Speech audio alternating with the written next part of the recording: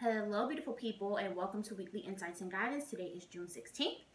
And Weekly Insights and Guidance, if you are new to the channel, are 4 actionable steps that you can apply in real time that allows you to attune to the energies that are surrounding you as well as your own unique universe. And our 4 actionable steps comes from the Trust Your Vibes Oracle deck by Sonia Choquette, which is perfect for personal practice, journal prompts, any type of divinatory use, any way that you want to strengthen and reconnect with your own intuition, your mind's eye, as well as if you are a professional practitioner. And it is Father's Day here in North America. It is also Juneteenth. So Juneteenth, I believe, is from the 13th to the 18th, which is an auspicious time for Black celebration and Black excellence. And for those of you who follow the occult, tomorrow is the full moon in Sagittarius, and I'm really excited about the full moon because what I have been reading about it is that this full moon in Sagittarius has some galactic power to it. Don't ask me what type of galactic power. You gotta go Google and find and follow some spiritual chicks, and they'll explain it to you. But there is some galactic power with this full moon in Sagittarius. And for anyone who is familiar with astrology, Sag is about freedom, adventure, freedom of expression, free-spiritedness, adventure, and higher spirituality, seeking knowledge and acquiring and obtaining and using knowledge of higher spirituality. But also because Sagittarius is ruled by Jupiter, and Jupiter is the planet of expansion.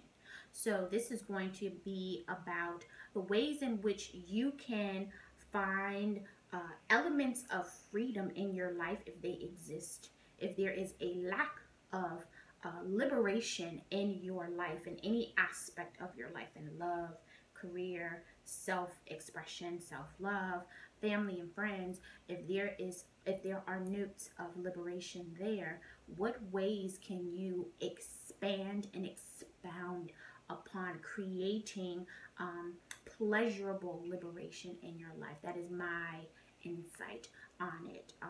A lot of people have other more expanded versions of what this full moon in Sagittarius is, but as I was waking up this morning, that is the message that came upon me. Freedom and expansion, and how can you expand freedom and liberation in your life outside of checking for any Sagittarius placements in your birth chart. If that is what you do, consider the ways or consider how freedom is expressed in your life, and how can you expand that across every aspect of your life and not just one particular space. So let's get on with the weekly insights and guidance. We're going to keep that. We're losing cards, but we're going to keep that since that popped out. So asking the Ascended Masters, our ancestors, spirit guides, the divine, anyone who has a good word, good energy for guidance, using me as a medium and a conduit. What message do we have for the collective today? And I've been instructed by my spirit guides to draw the cards differently today, aside from the one that popped out while I was shuffling. So this one is going to be a different, slightly different experience from the norm.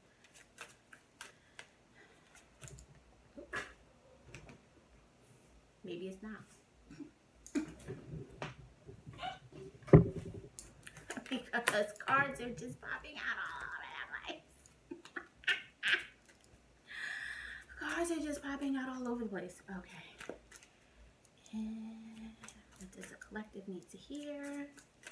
What does the collective need to hear?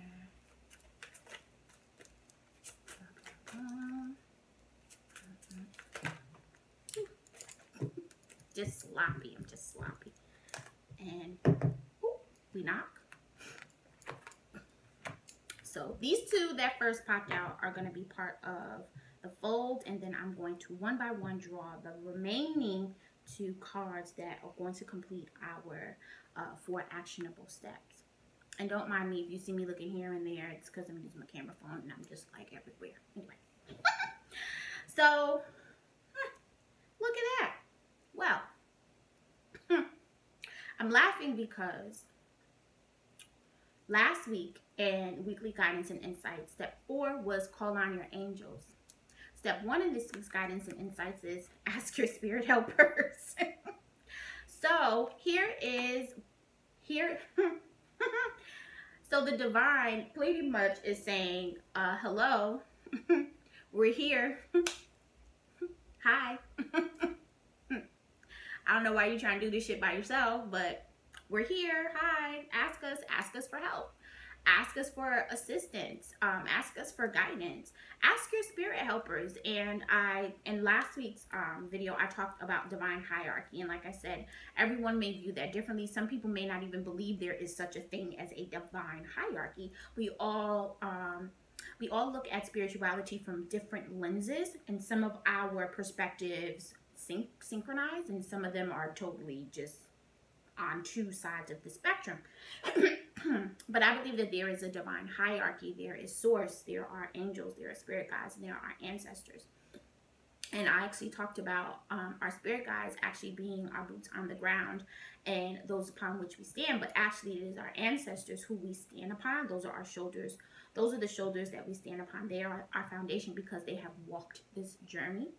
And our spirit guides are people who are assigned to guide us and navigate us in this human experience. They may have been an ancestor. It may have been an angel that has decided to descend upon this earth as a means to guide you. So how are you attuning to your divine army? How are you attuning to the needs that you have? And are you even considering asking God, spirit guides, angels for assistance? Are you really trying to navigate this human experience by yourself? If you are, ask yourself why. Ask yourself why you don't feel it's necessary to call on your angels. Ask your spirit helpers, or ask God to assist you with seeking within for the answers to the questions that you have.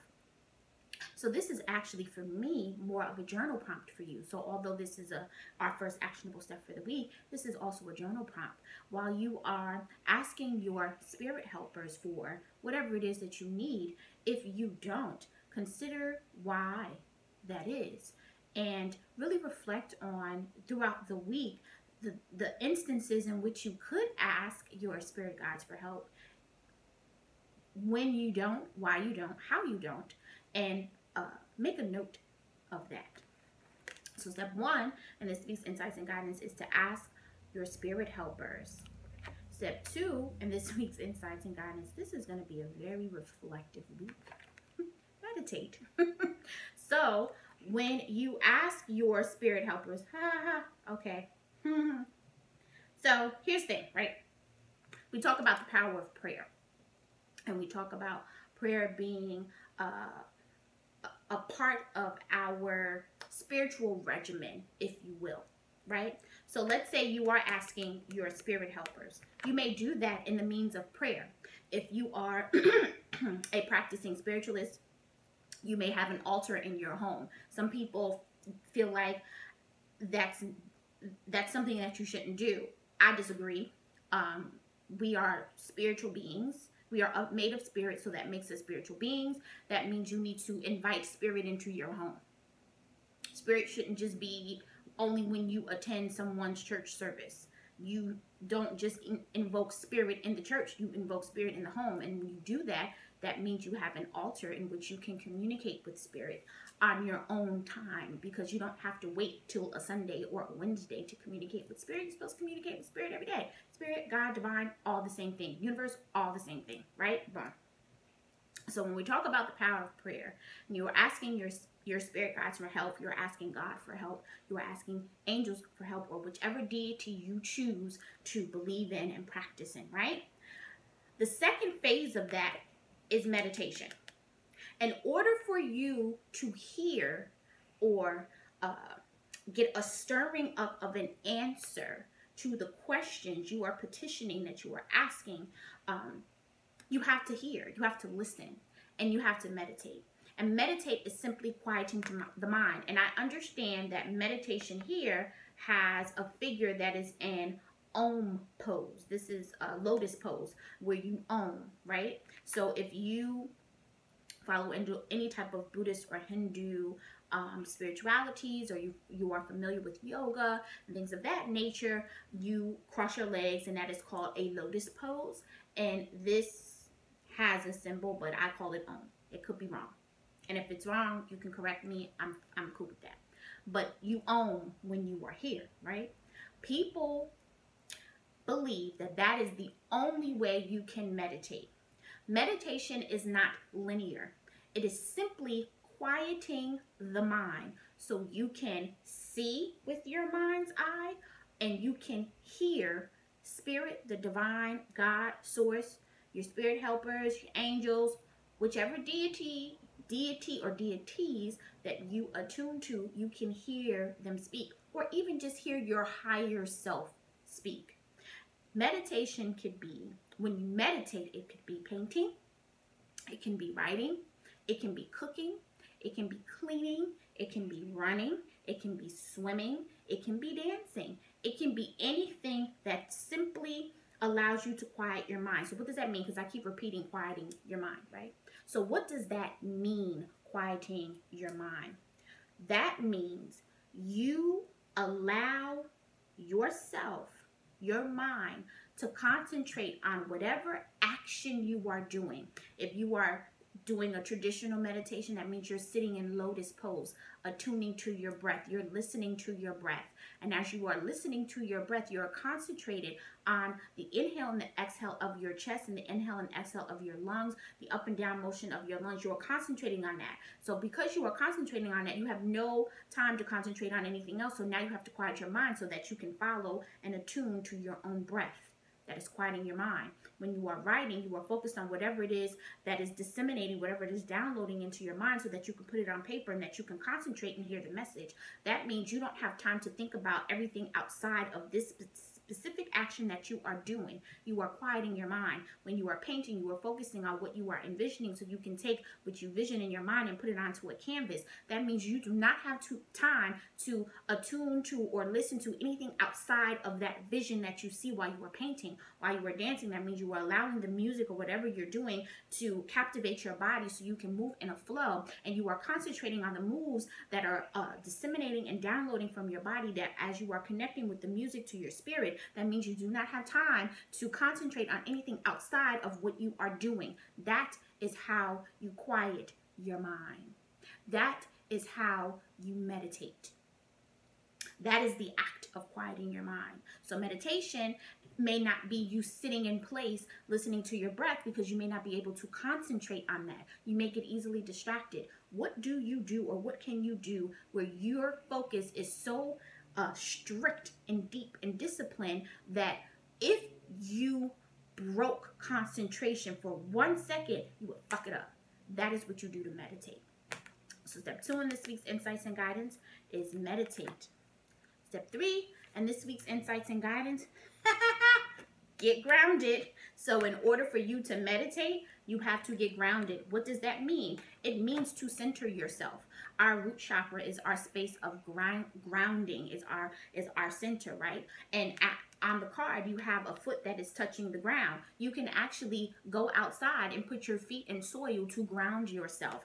Our body is connected to the earth. We are attuned to all of the elements. Our body is representative of the actual physical soil of the earth, our breath, the air, our body, the insides of our bodies, our emotion, the water, our heart, our passion, what beats inside of us is fire. Those are the 4 elements. That is how much we are in sync with the way that this universe, that the way that this earth is built and is connected. So when you put your feet onto soil, you ground yourself. When you go hug a tree, you ground yourself. When you tend to your plants, you ground yourself. When you burn incense, you ground yourself because that is made from the earth. When you take a bath in Epsom salt, that is grounding yourself because you are using salt, which is from the earth. When you have crystals on your body and you touch your crystals and you meditate with your crystals, you ground yourself. When you use crystals that are specific to your root chakra,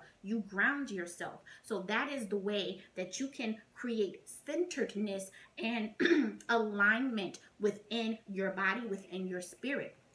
So step 3 in this week's insights and guidance is to get grounded. Step 4 in this week's insights and guidance, what do you love? I love this card. This is one of my favorite cards because this society that we live in does not allow us to really focus on what it is that we love, because we are not encouraged to do that. We are told that the things that we love will not make us income. The things that we love will not sustain us. The things that we love will cause us heartbreak. So we shy away from love. We shy away from things that give us pleasure, that are passionate, that spark something in us, that spark joy within us, that spark contentment, because we are not encouraged to believe that we deserve those things. We are not encouraged to believe that abundance is our birthright. So here we got Ask Your Spirit Helpers is one journal prompt for this week. And What Do You Love is another journal prompt for this week. What sets your soul on fire? What ignites your spirit? What are the things that make you not just happy, but content, that bring you joy? What sparks joy? What ignites passion? What evokes pleasure? What invokes pleasures? Because evoke is to bring outside and invoke is to bring from within. So what invokes passion in your life? Consider those things, because we remove ourselves from things that we love, from things that are passionate to us, and we only focus on what we believe will keep us surviving in this human experience. What helps us pay a bill? Not to say that that's not important, but life is more than just paying bills. It is. Life is more than just going to work. People who have reduced their life to going to work, paying bills, and buying material things, those aren't the most happiest people. You can see a homeless person on the street and they have joy because they don't have all the material things, but they have breath in their body. They wake up every morning with an opportunity to do something different. Those are things that keep them going. Those are things that spark joy in their life. So outside of being able or being capable of sustaining yourself based on societal needs, what are other things that you love? If you love to travel, go do that. If you love to draw and paint, go do that. If you love to get back into your community, go do that. Incorporate, interweave those things into your life. So meditate on the things that you love. And if what you love becomes your source of meditation, damn it, you done made something. So step 4 in this week's insights and guidance is, what do you love? So let's wrap up. Step 1 in this week's insights and guidance is to ask your spirit helpers. Ask them for assistance. Last week I talked about asking your bros for assistance. That's that Drake song. So ask your spirit helpers for assistance. How can they comfort you? How can they bring you peace? How can they guide you in this human experience? Step 2 in this week's insights and guidance is meditate. Meditate does not have to be a linear thing. All it means is just quieting your mind. What can you concentrate on that will allow you to receive messages from spirit, whether it be a vision or whether it be a download that you can hear, that you can utilize, that gives you the answers to the questions that you are seeking. Step 3 in this week's insights and guidance is to get grounded, reconnect with nature, reconnect with the earth, allow yourself to realign, get back in alignment with who you are, your path, or just your mind, body, and spirit in general. And step 4 in this week's insights and guidance is, what do you love? What invokes passion in your life? What sparks joy in your life? What are the things that bring that passion, that allow you to not just live in this survive in this human experience, but also live in this human experience? And these are our 4 actionable steps for this week. Hope something said here is impactful to you. I'm going to pull a card from Focus from the Sacred Symbols Oracle deck, which I love. This is a very powerful deck. I don't know what type of juju Marcella Crawl put into this deck, but it is juju. So our card for this week is friendship. So this week, focus on friendship. Focus on how friendship affects your life. Focus on the friends that you do have. And maybe friendship means that you need to reassess some of the people that are currently in your space that you may need to cut off because you two may not be in alignment. So be aware of who has been in your corner, who has been your ride or die, or just who has been supportive of you. And if you need to make some cuts, make some cuts. Thank you so much for tuning in to Weekly Insights and Guidance. Again, I hope something said here is impactful to you and for you. I will have all my information in the description as well as the name of the cards that I use. Thank you for tapping in, and love and light.